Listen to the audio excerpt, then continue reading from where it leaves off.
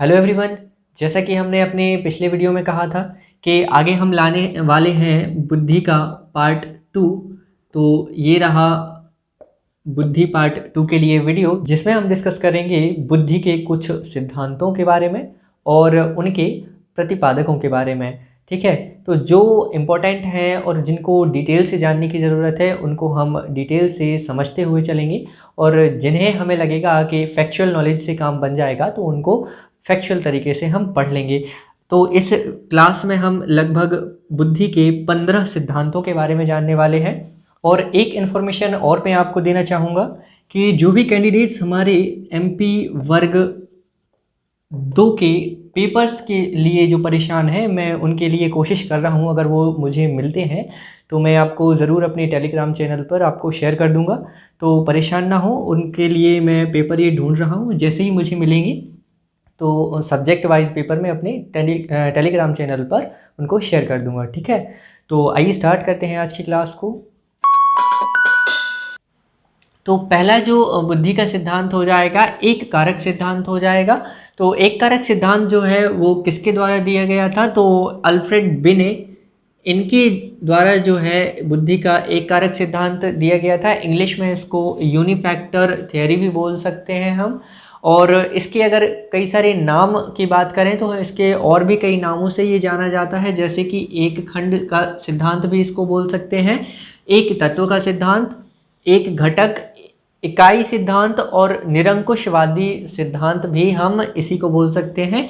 विशेष रूप से ये एक कारक सिद्धांत के रूप में ही पूछने में आता है, पेपर में आता है, तो हम उसको इस नाम से, या फिर आप अगर इतने सारे नाम याद नहीं करना चाहते हैं तो इसको बस याद कर लीजिए, यूनिफैक्टर थ्योरी इसको बोलते हैं। तो आप इंग्लिश में क्लियर ज़्यादा रहेंगे। ठीक है, अगर अल्फ्रेड बिने साहब के अकॉर्डिंग अगर हम देखते हैं तो इनका मानना ये था कि बुद्धि का एक कारक होता है, यानी कि एक ही प्रकार की बुद्धि जो है वो किसी व्यक्ति में रहती है, तो उसी के कारण क्या होता है, सब काम होता है। कि मतलब एक ही फैक्टर जो रहता है वो सारे कामों के पीछे डिपेंड रहता है। अब इनका मानना क्या था कि अगर किसी भी व्यक्ति की बुद्धि अगर ठीक है, अगर वो उसकी बुद्धि ठीक तरीके से काम कर रही है तो वह सारे काम कर सकता है ना। तो सारे काम कर सकता है, यह बात तो ठीक नहीं लगी, है ना। इसी के कारण इनका जो सिद्धांत है ये इतना ज़्यादा प्रभावी नहीं रहा। अब इसको अगर हम एग्जाम्पल से देखें तो अगर कोई व्यक्ति गाना अच्छा गा रहा है, अगर कोई व्यक्ति गाना अच्छा गा रहा है तो ये ज़रूरी थोड़ी है कि वो गिटार भी अच्छा बजाता हो। और मान लीजिए कि अगर उसने गिटार भी अच्छा बजा लिया तो ये ज़रूरी थोड़ी ना है कि वो तबला भी अच्छा बजा लेगा, है ना। तो ये यहाँ पे क्या हो जाता है, कॉन्ट्रडिक्शन हो सकता है कि अगर किसी भी व्यक्ति में एक प्रकार की बुद्धि है तो वो सारे काम नहीं उतनी अच्छी तरीके से परफॉर्म कर सकता है। तो इसीलिए इनका ये जो सिद्धांत रहा वो थोड़ी सा विवादात्मक रहा और ये उतना ज़्यादा प्रभावी नहीं रहा। फिर भी अगर नाम पूछे तो आपको ये ज़रूर रखना है याद कि एक कारक सिद्धांत जो है वो किसके द्वारा दिया गया था? तो एक कारक सिद्धांत जो है वो अल्फ्रेड बिने साहब के द्वारा दिया गया था। अगला जो हमारा सिद्धांत है वो है द्विकारक सिद्धांत, और इसको देने वाले जो मनोवैज्ञानिक हैं वो चार्ल्स स्पीयरमैन है, लंदन से ये हैं। और इंग्लिश में इसको टू फैक्टर थियरी बोल सकते हैं और राजतंत्रीय सिद्धांत भी इसी को बोला जाता है। अब इनके द्वारा क्या माना गया है कि बुद्धि के दो फैक्टर्स यानी दो कारक के बारे में इन्होंने बात की है, एक तो जी फैक्टर, दूसरा एस फैक्टर। अब जी फैक्टर और एस फैक्टर जो हैं ये किस तरीके से काम करते हैं? तो ये दो प्रकार की बुद्धि के कारक के रूप में इन्होंने बताया है कि ये जो जी फैक्टर जो होता है ये एक राजा के जैसा काम करता है, और एस फैक्टर जो है इसको इन्होंने प्रजा के रूप में माना है। तो इन्होंने इन दोनों फैक्टर्स में से किसको ज़्यादा प्रमुख माना है? तो इन्होंने जी फैक्टर को ज़्यादा महत्व दिया है, इसीलिए इसको राजा की संज्ञा दी है, और एस फैक्टर को प्रजा की संज्ञा दी है। राजा प्रजा की संज्ञा देने के कारण ही इसको राजतंत्रीय सिद्धांत भी कहा जाता है। अब अगर इसका डायग्राम देखें तो इस तरीके से हो जाएगा कि ये जो फैक्टर हो जाएगा बीच में जी फैक्टर रहेगा, और इसी के अकॉर्डिंग क्या काम करेगा, एस फैक्टर काम करता रहेगा। ठीक है, S3, S4, S5, है ना। तो ये इस तरीके से इन्होंने माना है कि जी फैक्टर जो रहता है एक मुख्य रूप से रहता है, और उसी के साथ जो एस फैक्टर है वो क्या होता है, मिला जुले फॉर्म में काम करता रहता है। जी और एस फैक्टर का नाम अगर पूछा जाए तो जी फॉर होता है जनरल और एस फॉर होता है स्पेशल। ठीक है, लेकिन अब देखिए नाम जो है, नाम से कंफ्यूज नहीं हो जाना आप लोग कि स्पेशल से ये फैक्टर जो है ज़्यादा महत्वपूर्ण होगा। इन्होंने जनरल फैक्टर को, जी फैक्टर को ज़्यादा महत्वता दी है, ये केंद्र में रहेगा और बाकी सारे फैक्टर्स जो रहेंगे इसके साथ काम करेंगे। ठीक है, अब इनकी एक और विशेषता इन्होंने बताई है स्पीयरमैन साहब ने कि जो जनरल फैक्टर रहता है ये तो रहता है जन्मजात,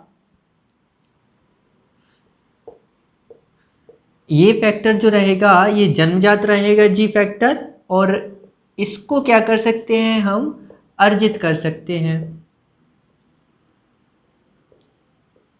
इसको क्या कर सकते हैं, अर्जित कर सकते हैं। अब ये तो जन्मजात रहेगा, इसमें कोई सुधार नहीं होगा, मतलब कि ये जो जी फैक्टर है इसमें कोई भी हम चाहें भी तो अलग से वातावरण के प्रभाव से कोई इसमें सुधार नहीं कर सकते हैं, ये जैसा है वैसा ही रहेगा, इनका मानना है।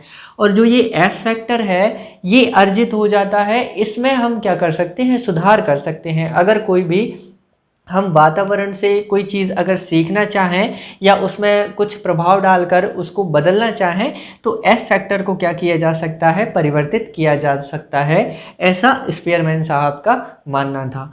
तो ये हो जाएगा द्विकारक सिद्धांत। अब इन्होंने ही एक और सिद्धांत दिया है जिसको हम त्रिकारक सिद्धांत भी बोल सकते हैं। तीसरे नंबर पे त्रिकारक सिद्धांत,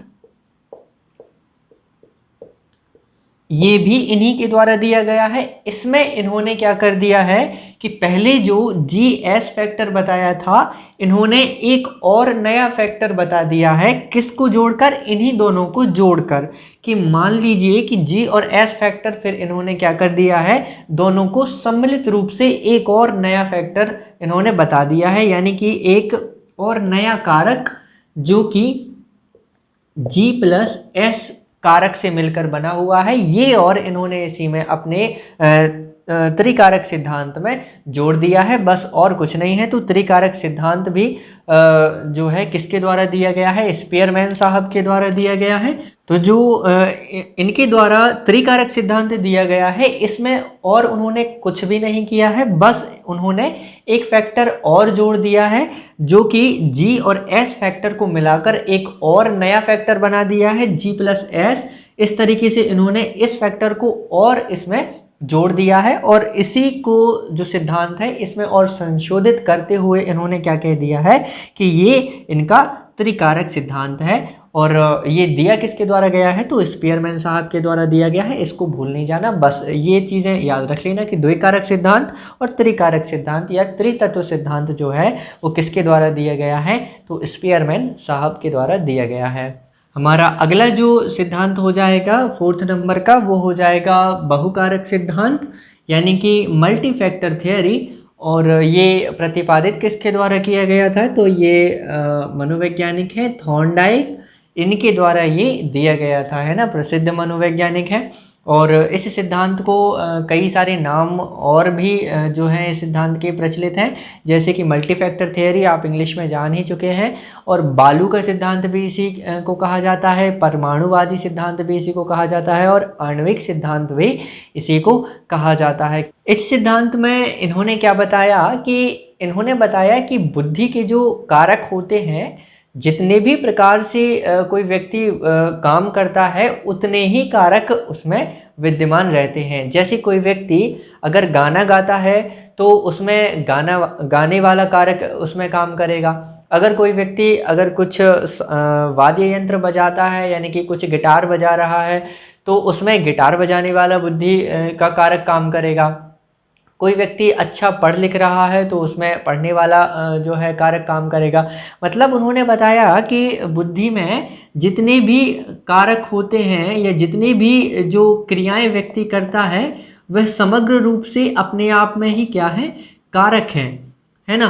तो यानी कि इसमें बुद्धि में बहुत सारे जितने भी प्रकार की क्रियाएं व्यक्ति के द्वारा की जाती हैं तो उतने ही प्रकार के कारक उसकी बुद्धि में विद्यमान रहते हैं। इसीलिए इन्होंने क्या बोल दिया है इसको, मल्टी फैक्टर, यानी बहुत सारे फैक्टर्स हैं। और अपने इसी सिद्धांत की तुलना उन्होंने बालू के ढेर से करते हुए कहा है कि ये सिद्धांत जो है वो बालू के ढेर जैसा है कि बालू में जो होते हैं बहुत सारे कण अपने आप में बहुत सारे विद्यमान रहते हैं। इसी तरीके से मनुष्य की बुद्धि में भी कई सारे फैक्टर्स या कारक जो है विद्यमान रहते हैं। इसीलिए उन्होंने इस सिद्धांत को बालू का सिद्धांत भी कहा है, ठीक है। और थॉर्नडाइक के द्वारा बुद्धि के बारे में एक बात और बताई गई कि इन्होंने बताया कि कठिनाई का जो स्तर है अगर इसको क्या किया जाता है, बढ़ाया जाता है तो उसकी बुद्धि में भी क्या होगी, वृद्धि होगी। और अगर वहीं कठिनाई का स्तर कम किया जाता है तो उसकी बुद्धि में क्या हो जाएगी, उसकी बुद्धि में कमी आ जाएगी, ठीक है। तो इतना जो है अपने इस सिद्धांत में थॉर्नडाइक के द्वारा बताया गया है। अगला जो हमारा सिद्धांत हो जाएगा वो हो जाएगा समूह कारक का सिद्धांत। अब समूह कारक को इंग्लिश में हम ग्रुप फैक्टर थ्योरी भी बोल सकते हैं। और इसको दिया किसके द्वारा गया था, तो H.L. थर्स्टन साहब, इनके द्वारा इस सिद्धांत का प्रतिपादन किया गया था। और इन्होंने अपना ये सिद्धांत कैली के साथ मिलकर दिया हुआ था, तो इसको थर्स्टन प्लस कैली भी लिख सकते हैं, ठीक है। तो कैली भी इन्हीं के साथ जो है वो शामिल थे। अब इन दोनों ने क्या किया, मिलकर इन्होंने कुल मिलाकर 13 फैक्टर्स बताए। इन्होंने कुल 13 फैक्टर्स को इम्पोर्टेंस दी कि बुद्धि जो है प्रमुख रूप से इन 13 फैक्टर्स के माध्यम से काम करती है। लेकिन इन्होंने इन 13 फैक्टर्स में से भी कुछ 7 विशेष फैक्टर्स इन्होंने बताए, यानी विशेष कारक ये जो लिखे हुए हैं यहाँ पे इन्होंने बताए कि इंटेलिजेंस जो है, आई फॉर यहाँ पे इंटेलिजेंस हो जाएगा। इन्होंने क्या बताया कि इंटेलिजेंस जो होती है इन 7 जो प्रमुख कारक हैं इनका ही क्या होती है, योग होती है। तो ये पहला जो कारक इन्होंने बताया, क्या बताया, वर्बल एबिलिटी।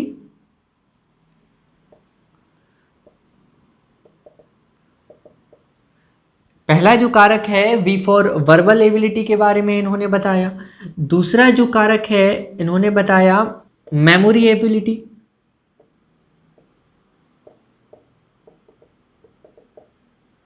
तीसरा जो कारक इन्होंने बताया वो बताया परसेप्चुअल एबिलिटी।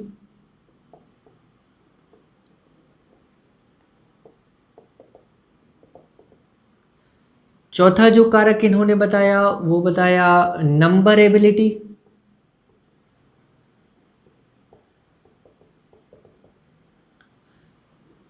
पांचवा जो कारक बताया वो बताया रीजनिंग एबिलिटी।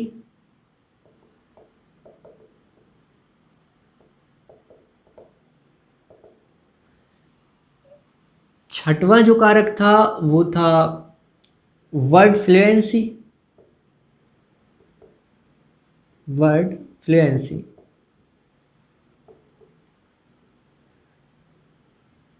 और सातवां कारक इन्होंने बताया सुपरवाइजिंग एबिलिटी।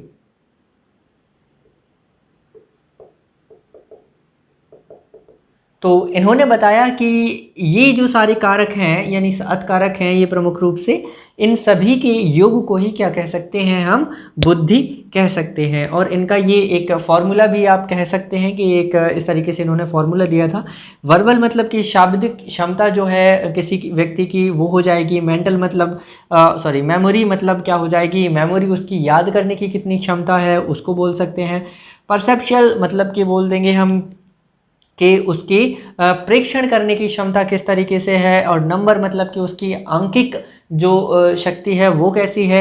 रीजनिंग से मतलब हम समझ ही सकते हैं कि उसकी तर्क शक्ति कैसी है, किस प्रकार से है। वर्ड फ्लुएंसी मतलब वो बोलने में कितना सक्षम है ना, कितनी अच्छी तरीके से उसकी वर्ड फ्लुएंसी है। सातवां जो हो जाएगा सुपरवाइजिंग एबिलिटी, यानी कि जो पर्यवेक्षण करने की क्षमता जो है उसकी कितनी है, यानी कि सुपरवाइजिंग करने की क्षमता उसकी कितनी है। वो इन सभी मिलाकर, है ना, तो ये जो सारे फैक्टर्स हैं इन सभी को मिलाकर उसकी एक किसका निर्माण होता है, एक बुद्धि का निर्माण होता है। ऐसा किसके द्वारा बताया गया है, तो थर्स्टन और कैली महोदय के द्वारा ये सब बताया गया है। ठीक है, तो ये हो जाएगा समूह कारक सिद्धांत या फिर ग्रुप फैक्टर थ्योरी। तो ये कुछ याद करने की बातें हैं, इनको आप याद कर सकते हैं। अगला जो हमारा सिद्धांत हो जाएगा वो हो जाएगा त्रिआयामी सिद्धांत, यानी कि बुद्धि का त्रिआयामी सिद्धांत। इंग्लिश में इसको 3 डायमेंशनल थ्योरी भी बोल सकते हैं हम, 3D थ्योरी भी इसी को ही बोलते हैं। और ये दिया किसके द्वारा गया था, तो ये जीपी गिलफर्ड साहब के द्वारा दिया गया था। और इन्होंने क्या बताया कि बुद्धि के जो 3 तत्व प्रमुख रूप से इन्होंने बताए। बुद्धि के 3 तत्व होते हैं, कौन कौन से होते हैं। पहला तो होता है विषय वस्तु, दूसरा हो जाएगा प्रक्रिया और तीसरा हो जाएगा परिणाम। गिलफर्ड साहब के द्वारा क्या बताया गया कि इंटेलिजेंस यानी कि बुद्धि जो है वो इन्हीं 3 यानी कि कंटेंट, ऑपरेशन और मल्टीप्लाई प्रोडक्ट, यानी कि इन्होंने क्या बताया कि इन्हीं 3 जो तत्व हैं कंटेंट, ऑपरेशन और प्रोडक्ट, इन्हीं का जो है वो मल्टीप्लिकेशन है। अब इन्होंने इनको भी क्या है, अपने जो इन्होंने 3 तत्व बताए हैं इनके भी कई सारे प्रकार बताए हैं। जैसे कि इन्होंने विषय वस्तु के 4 प्रकार बताए थे सबसे पहले, फिर इन्होंने ऑपरेशन के 5 प्रकार बताए और इन्होंने परिणामों के कितने प्रकार बताए, 6 प्रकार बताए। तो सॉरी, तो ऐसे इनका अगर देखा जाए तो इंटेलिजेंस के इन्होंने कितने प्रकार बता दिए, तो इन्होंने बता दिए 4 × 5 × 6 = 120। इन्होंने सबसे पहले तो 120 तत्व बता दिए, लेकिन इन्होंने फिर बाद में क्या किया, कंटेंट में एक तत्व और जोड़ दिया, +1 कर दिया। तो इस तरीके से कंटेंट के जो हमारे कारक हो गए वो कितने हो गए, 5 हो गए। और 5 × 6 इसका मल्टीप्लिकेशन जो हो जाएगा वो कितना हो जाएगा, 150। ठीक है, तो इन्होंने फिर कितने कारक बता दिए या कितने तत्व बता दिए, फिर इन्होंने 150 तत्व बता दिए। फिर इनने लास्ट में फाइनली एक तत्व और इन्होंने कंटेंट में जोड़ दिया प्लस। तो ये इस तरीके से कुल कितने तत्व हो गए कंटेंट में, कुल 6 तत्व होगा। और यहाँ पे इंटेलिजेंस का फॉर्मूला फाइनली निकल के आया। इन्होंने कितने तत्व बताए, तो 6 जो हो जाएंगे वो कंटेंट के हो जाएंगे और ऑपरेशन के हो जाएंगे 5 तत्व और प्रोडक्ट के जो हो जाएंगे वो 6 तत्व हो जाएंगे। तो इस तरीके से इन्होंने फाइनली कितने तत्व बता दिए, देखना 5 के 30 और 30 6 18 180। तो फाइनली इन्होंने 180 तत्व जो है, यानी कि 180 तत्व इन्होंने बुद्धि के बताए। तो क्वेश्चन ये यहाँ से आप ज़रूर ये याद रखने की ज़रूरत नहीं है, यहाँ से आप ज़रूर याद रख सकते हैं कि इन्होंने विषय वस्तु में कितने तत्व बताए थे। तो इन्होंने विषय वस्तु में 6 तत्व बताए थे, ध्यान देना, पहले 4, फिर इन्होंने 2 संशोधन किए जिससे कि ये तत्व कितने हो गए, मिलकर 6 तत्व हो गए। प्रक्रिया में इन्होंने 5 तत्व बताए यानी ऑपरेशंस, और प्रोडक्ट यानी परिणाम में इन्होंने कितने तत्वों को बताया, 6 तत्वों को बताया। इन्हीं सब का गुणनफल इन्होंने बताया कि 180 तत्व जो है बुद्धि में पाए जाते हैं। तो ये जो हो जाएगा बुद्धि का त्रिआयामी सिद्धांत, यानी 3D जो सिद्धांत कह सकते हैं हम इसको, 3D थ्योरी कह सकते हैं। तो ये हो जाएगी 3D थ्योरी। और दिया किसके द्वारा गया था ये, तो JP गिलफर्ड इसके प्रतिपादक हो जाएंगे। अभी तक जितने भी सिद्धांतों के बारे में हमने डिटेल से जाना और जितनी ज़रूरत थी उतना हमने उनको डिटेल से समझा भी। और अभी जो सिद्धांत लिखे हुए हैं यहाँ पे मैंने फैक्चुअल टाइप से लिख दिए हैं सारे के सारे, और अगर इनको आप सिर्फ एक बार पढ़ के याद कर लेते हैं तो आपका काम आराम से बन जाएगा, क्योंकि ज़्यादातर क्वेश्चन इस तरीके से ही पूछा जाता है कि कौन सा सिद्धांत किस मनोवैज्ञानिक के द्वारा दिया गया है, और जो इम्पोर्टेंट थे वो हमने पहले ही डिस्कस ऑलरेडी कर लिए हैं। ठीक है, तो हमारा 7वां जो सिद्धांत हो जाएगा पदानुक्रमिकी का सिद्धांत हो जाएगा। इंग्लिश में इसको हायरार्किकल थ्योरी भी बोल देंगे। ये किसके द्वारा दी गई थी? तो ये दिया गया था सिद्धांत बर्ट एवं वर्नन के द्वारा। ठीक है, बर्ट एवं वर्नन दो मनोवैज्ञानिक थे, उनके द्वारा इस सिद्धांत को दिया गया था। अब नेक्स्ट जो है तरल व ठोस का सिद्धांत, ये किसके द्वारा दिया गया था? तो ये कैटल मनोवैज्ञानिक हैं, इनके द्वारा एक दिया गया था। और अगला जो है 9वां नंबर का सिद्धांत हो जाएगा बुद्धि का आश्चर्यजनक सिद्धांत। ये किसके द्वारा दिया गया था? तो ये हो जाएगा ब्लूम के द्वारा। ठीक है, और अगला सिद्धांत जो हो जाएगा लेवल 1 लेवल 2 है ना, तो लेवल 1 और लेवल 2 का सिद्धांत जो है वो किसके द्वारा दिया गया था? तो ये जॉनसन के द्वारा दिया गया था। और अगला जो सिद्धांत हो जाएगा त्रिचापीय सिद्धांत। ध्यान देना, यहाँ पे त्रिचापीय सिद्धांत दे के रखा है, और आयामी सिद्धांत जो है वो अलग है, यानी 3 डायमेंशनल थ्योरी हो जाएगी, और त्रिकारक सिद्धांत अलग है जो कि स्पीयरमैन ने दिया हुआ था, है ना। तो कंफ्यूज नहीं हो जाना है, इसमें थोड़ा सा ध्यान रखना है। त्रिचापीय सिद्धांत जो है वो किसके द्वारा दिया गया था? तो ये स्टर्नबर्ग साहब के द्वारा दिया गया था। अगला जो सिद्धांत हो जाएगा वर्ग घटक का सिद्धांत, ये किसके द्वारा दिया गया था? तो ये जी थॉमसन के द्वारा दिया गया था। अगला जो सिद्धांत हो जाएगा विकासात्मक सिद्धांत, ये पता ही होगा आपको, बहुत ही फेमस मनोवैज्ञानिक हैं जीन प्याजे, इनके द्वारा ये दिया गया था। और का तथा खा, अब ध्यान देना इसमें, और इसमें कंफ्यूज नहीं हो जाना, लेवल 1 और लेवल 2 अलग है, और का तथा खा सिद्धांत अलग है। तो ये किसके द्वारा दिया गया था? ये दिया गया था हैब साहब के द्वारा। और अगला और आखिरी जो सिद्धांत है बहुबुद्धि सिद्धांत हो जाएगा, और ये किसके द्वारा दिया गया था? तो ये दिया गया था गार्डनर साहब के द्वारा। तो ये कुछ सिद्धांत हो जाएंगे जो कि आपके लिए परीक्षा की दृष्टि से इम्पॉर्टेंट हो सकते हैं। तो चाहे तो आप इसका स्क्रीनशॉट भी ले सकते हैं, मैं पीछे हट जा रहा हूँ। तो फ्रेंड्स, हमने सिद्धांतों को बहुत अच्छी तरीके से इस क्लास में जाना, और कुछ जो इम्पोर्टेंट थे उनको हमने डिटेल से भी जाना, और कुछ जो हमारे फैक्चुअल नॉलेज की तरह काम आने वाले थे उनको भी हमने बहुत अच्छी तरीके से देखा।